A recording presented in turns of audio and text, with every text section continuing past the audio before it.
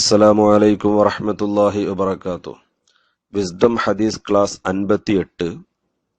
അൻ അംർ ഇബ്നുൽ ആസ് റളിയല്ലാഹു അൻഹു ഖാല ഇദാ ദഫൻതുമൂനി ഫഅഖീമു ഹൗല ഖബ്രി ഖദ്റ മാ തുൻഹറു ജസൂറുൻ വയുഖസ്സമു ലഹ്മുഹാ ഹത്താ അസ്തഅനിസ ബികും വഅഅലമ മാദാ ഉറാജിഉ ബിഹി റസൂല റബ്ബി. ഇമാം മുസ്ലിം റളിയല്ലാഹു തആല അൻഹു റിപ്പോർട്ട് ചെയ്യുന്ന ഹദീസ് എന്നും അസർ എന്നുമൊക്കെ വിശേഷിപ്പിക്കപ്പെടാൻ പറ്റുന്ന വാചകം.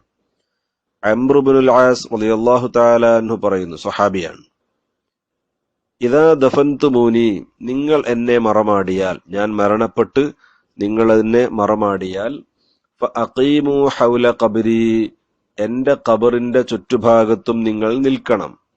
ഖദ്റ മാ തുൻഹറു ജസൂറുൻ വയുഖസ്സമു ലഹ്മുഹാ, ഒരു ഒട്ടകത്തെ അറുത്ത് അതിന്റെ മാംസം വിതരണം ചെയ്യപ്പെടുന്ന അത്രയും സമയം.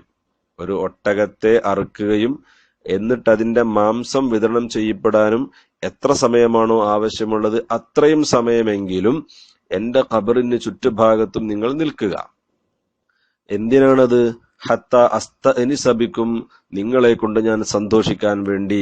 ഞാൻ ഖബറിൽ മറമാടപ്പെടുമ്പോ, എന്നെ ഖബറിൽ വെച്ചാൽ ചുറ്റുഭാഗത്തും നിങ്ങൾ, ഖബറിന്റെ പുറത്ത് നിങ്ങൾ ഉണ്ടാകുമ്പോ, മുഅ്മിനീങ്ങൾ ഉണ്ടാകുമ്പോ അതെനിക്ക് സന്തോഷമാണ്.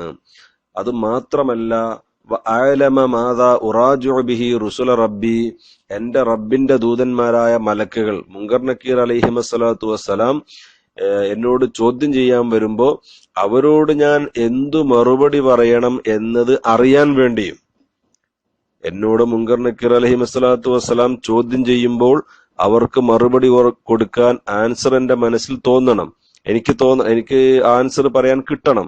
അതിന് നിങ്ങൾ എന്റെ ഖബറിന്റെ ചുറ്റുഭാഗത്തും നിൽക്കണം എന്ന് ബഹുമാനപ്പെട്ട അംർ ഇബ്നുൽ ആസ് റളിയല്ലാഹു തആല അൻഹു തന്റെ കൂട്ടുകാരോട് വസിയ്യത്ത് ചെയ്യുകയാണ്. ഇവിടെ ഈ ഹദീസിൽ നിന്ന് നമുക്ക് ബോധ്യപ്പെടേണ്ടത്, നാം പഠിക്കേണ്ടത്, മുഅ്മിനീങ്ങൾ മറമാടപ്പെടുന്ന ഖബറിന്റെ ചുറ്റുഭാഗത്തും നിൽക്കുമ്പോൾ തന്നെ ഇവർക്ക് മറുപടി കിട്ടുമെന്നും സന്തോഷം ലഭിക്കുമെന്നുമൊക്കെ ഈ സ്വഹാബി പഠിപ്പിക്കുകയാണ്. എന്നാൽ പണ്ഡിതന്മാര് ഇത് ഉദ്ധരിച്ചുകൊണ്ടും മറ്റുമൊക്കെ പറയുന്നുണ്ട്, മുഅ്മിനീങ്ങൾ അവിടെ നിന്നാൽ തന്നെ മനസമാധാനവും സന്തോഷവും ഒക്കെ ലഭിക്കുമെങ്കിൽ അവിടെ നിന്നുകൊണ്ട് ദിക്റുകളും അതേപോലെ തന്നെ വിശുദ്ധ ഖുർആനും ഒക്കെ പാരായണം ചെയ്താൽ, അതേപോലെ തന്നെ ഈ മുൻകർ നക്കീർ അലൈഹിസ്സലാത്തു വസ്സലാം ചോദിച്ചാൽ അതിന് മറുപടി പറയാൻ ആവശ്യമായ വിഷയങ്ങൾ ഇവിടെ